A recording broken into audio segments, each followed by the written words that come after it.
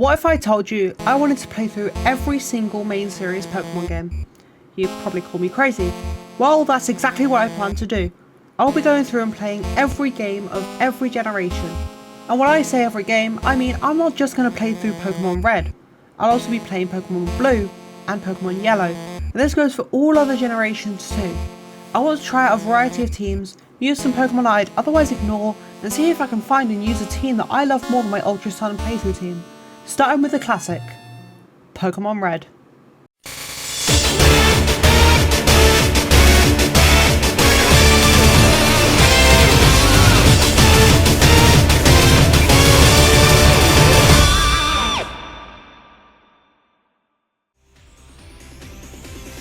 I began by choosing my name, as well as my rivals.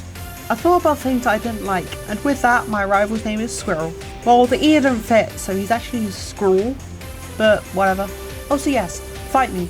I don't like rodents, and squirrels are one of the most disgusting rodents just under rats, Jerboa, and of course, your mum. I made my way over to Oak's lab, where I chose my starter, and I figured, I'm playing Pokemon Red. Why not vary up the starter that I choose, and go with a very red and therefore very fitting Pokemon, Bulbasaur.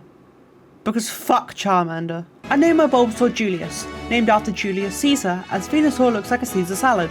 I know, I'm very clever, and this nickname is not degrading in the slightest. I then took on Squirrel and demolished his Charmander with a tackle, and another tackle.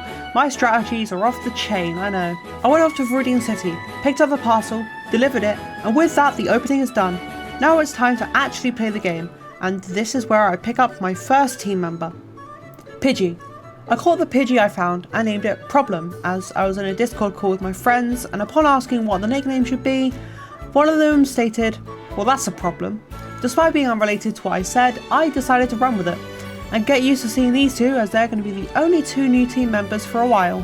Now I do want to try and use unique Pokemon as well as ones I haven't used before, though I have already mapped out my teams for my future games. All games before Gen 7 require a water and flying type Pokemon on their team for HM reasons, and therefore I need to plan my teams around that. And Kanto only has 150 Pokemon that I can use, and there are 5 Kanto games to play through, as well as the 4 Johto games, of which heavily rely on Kanto. So in other words, I have to try and use as many Kanto flying types in the earlier games that I don't run out and fuck up my later game runs. Therefore, I can't afford to broaden my team much in the earlier games. Also, as time goes on, the games get easier, so using the stronger ones for the earlier games where I need them the most is beneficial, and will add a level of difficulty to games like Let's Go, which are notoriously easy. Anyway, I headed into Viridian Forest, killed a bunch of kids with their bugs, and got to Pewter City, where I took on Brock. Now I know what you're thinking, you chose Bulbasaur, this is going to be easy for you, right? Well, not exactly. While yes, I have the type advantage, in Generation 1, Bulbasaur only gets a grass move, Vine Whip, at level 13. My Bulbasaur is level 12, and I don't really want to stick around and grind in the grass, so I'm going to Raw Dog it and see what I can do. He sent out his Geodude, which I proceeded to Leech Seed. I needed all of the chip damage I could get, plus this would heal me up as we battled. With a combination of Leech Seed and Tackle, I claimed a very slow knockout on his Geodude. Then comes Onix, which I would proceed to use the same strategy.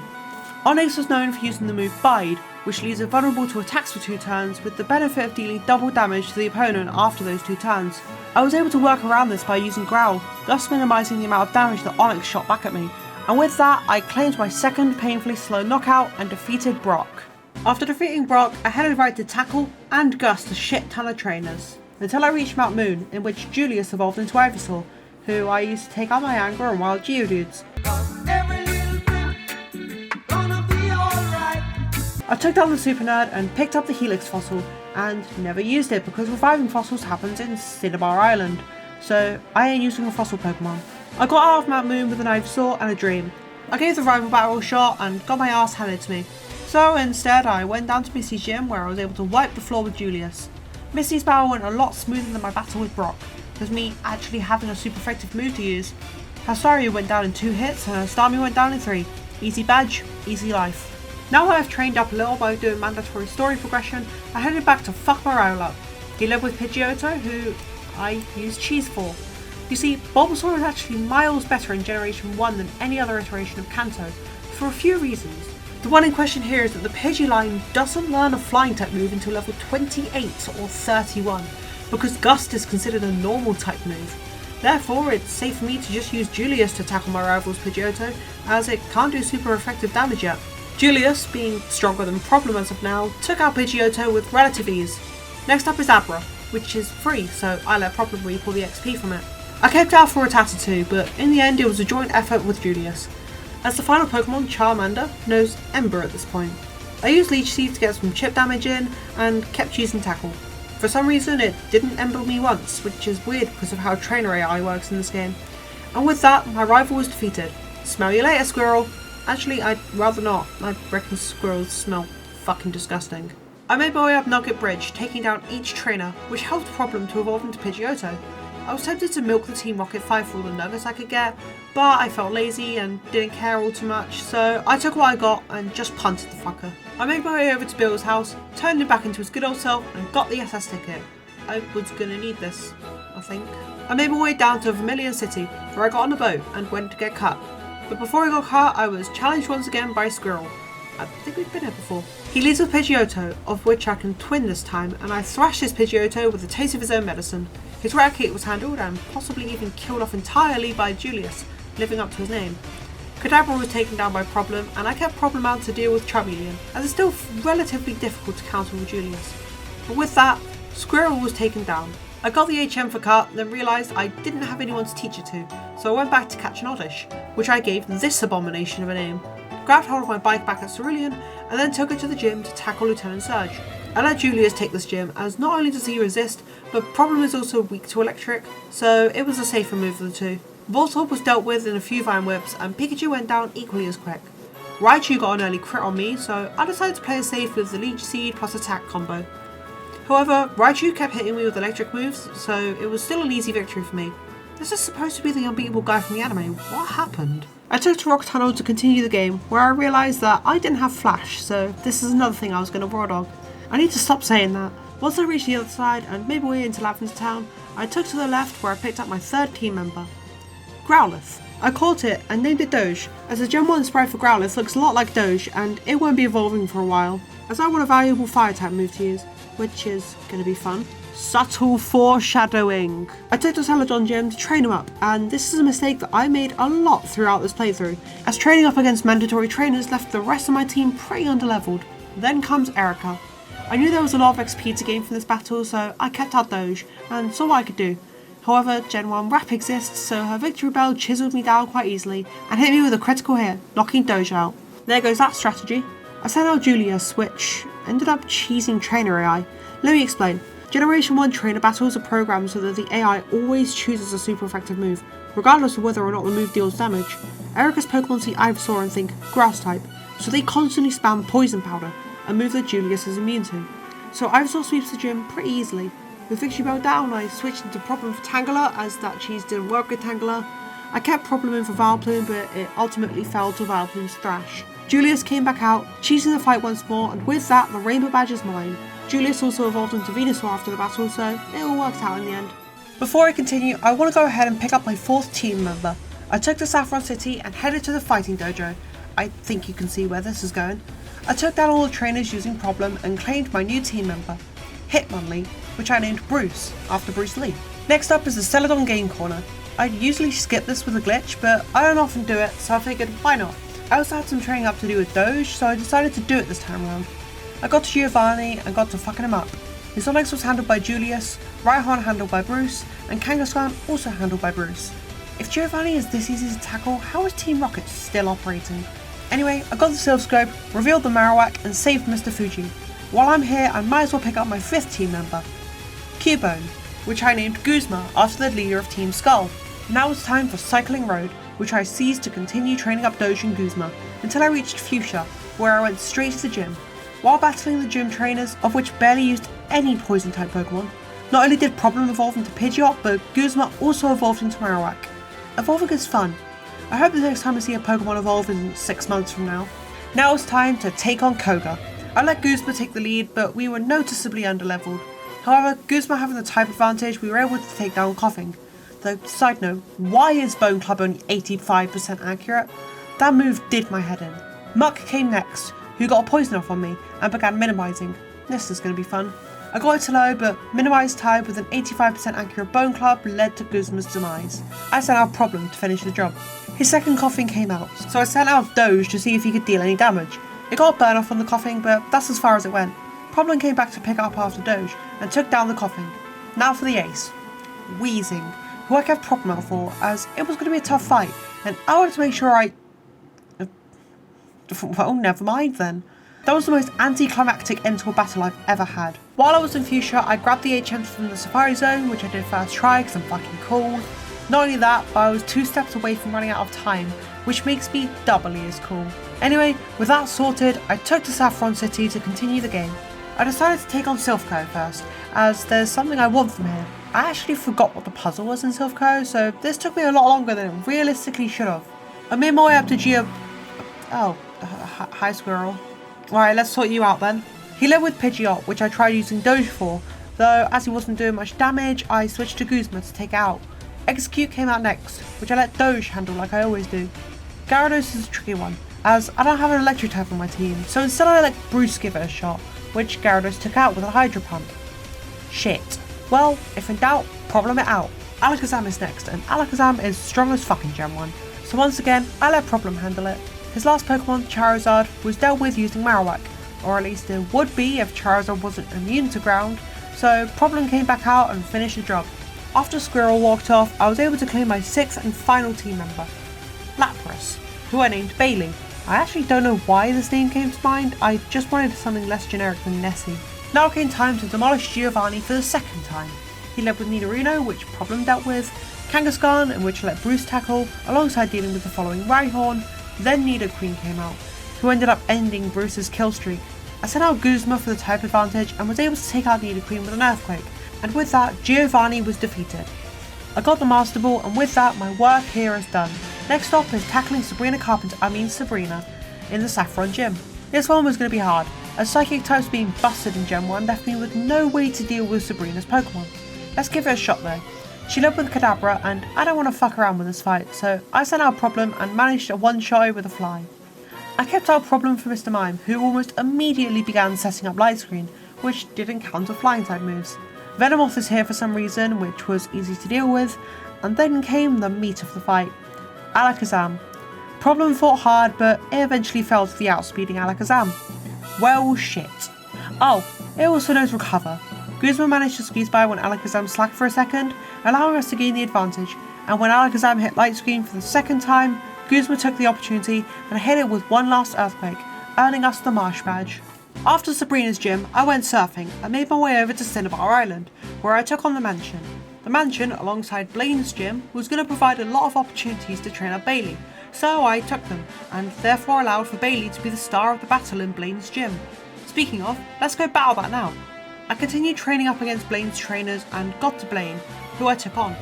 Blaine, for some reason, went for a Super Potion on his first turn. No idea why, but it let me one-shot his Growlithe with a Surf. His Ponyta decided to be fucking annoying by using Fire Spin over and over, so I sent out Guzma to give it a slap with Earthquake. Bailey came back out for Rapidash, who Blaine decided to heal up with another Super Potion. Blaine must have done some crack before our battle, because he's clearly fucking forgotten how to battle. But it let me sneak in a Surf and take down Rapidash.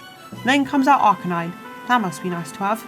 And he used another Super Potion. What is this man on? I got it low, but Arcanine hit his Fire Blast, which took out Bailey. I sent out Guzma to finish the job, and with that I gained the Volcano Badge. But let's be real, did I actually deserve it? With how much Blaine decided to heal his fully healed Pokemon, he might as well have just given me the badge for free. I headed back to Viridian City, where I took on the 8th and final gym and its leader, Giovanni. Rhyhorn came out first, which I let Bruce take on. All it took was a rolling kick and a double kick for it to be taken down. Julius came out to manage Dugtrio, which wasn't any trouble. Nidoqueen came back, which I used Bailey for. A couple of Surfs and Nidoqueen went down. I kept Bailey out for Nidoking, who got a lucky poison off on me from Poison Sting, but in return Bailey got a crit and one-shot Nidoking. Then comes the ace, Rhydon. I switched to Bruce for it, who didn't do nearly as much as I'd like. However, Rhydon missed a fissure, which allowed me to stay out with Bruce and finish off Rhydon, earning us the final gym badge. Now for the moment we've all been waiting for, the Pokémon League. But first, we need to handle Squirrel. I am deathly underleveled. Pidgeot goes first, who I was able to one-shot crit with Bailey's newly learned Ice Beam. Rhyhorn is next, which Bruce took care of. Why Squirrel still has a Rhyhorn at this point is beyond me. Execute, as we know by now, is Doja's job. Also because I'd like to get Flamethrower before the league, so I want to level it up as much as I can. Gyarados is still difficult, but I ultimately decided to use Bailey for it. Bailey got it down to red before being taken out. I sent out Julius to finish the job. Alakazam is next, and I decided to take a risk and keep Julius in, hoping to get a Toxic off before it dies, which I managed as Alakazam went for Reflect. Julius was then taken out, but the Toxic was going to help me win this battle. I sent out Problem, which I used Fly with. Despite Alakazam's attempt to recover, it wasn't going to work, as Toxic gets worse and worse in battle. Problem fell to Alakazam, so I sent out Guzma to keep chipping away at it. Toxic damage was starting to get worse and worse, so with a combination of Toxic and Earthquake, Alakazam is down. I left Guzma out for Charizard while I healed up Bailey, that way I could get a clean switch into Bailey. With that switch, Charizard was taken down with a couple of Surfs, and Squirrel was defeated for the penultimate time. I made my way through Victory Road, where I continued to train up all my team against the trainers and wild Pokemon. It's at this point that I began to get frustrated with Doge. I'm about to battle the league, and I haven't even got a fully evolved team. Is it really worth it to do this just to have a Fire type on my team? Fire type isn't even that good in Kanto. I'm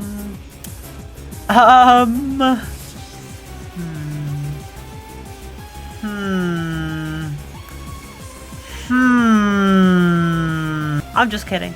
I'm not gonna bench here. And I actually did use my Master Ball on the Moltres for that one joke. Stupid, I know, but it's the price to pay for being funny. Anyway, I made my way out of Victory Road with a fully trained up team, and finally evolved Doge into Arcanine. I waited all this time because Growlithe learns Flamethrower at level 50, and Arcanine learns it at level doesn't fucking get it for some reason. Now it's time to take on the Pokemon League. Lorelei came first, and I decided to exploit a quirk with her using Bruce. As I mentioned in Erica's battle, Trainer AI is programmed to always use a super effective move, regardless of whether or not it deals damage. This battle uses this programming quirk in a soft lock, but I'm going to use it to my advantage. By using Bruce, a fighting type, Lorelei's Dugong will spam Rest, allowing me to freely set up Meditates, max out my attack, and sweep her entire team. Easy first battle, but it's also only the first. Bruno leads with Onix, for some reason, as he has 2 Onix. Because there definitely aren't 2 other fighting types used in their place, so of course he does. I used the setup strategy again, this time with Julius and Growth instead.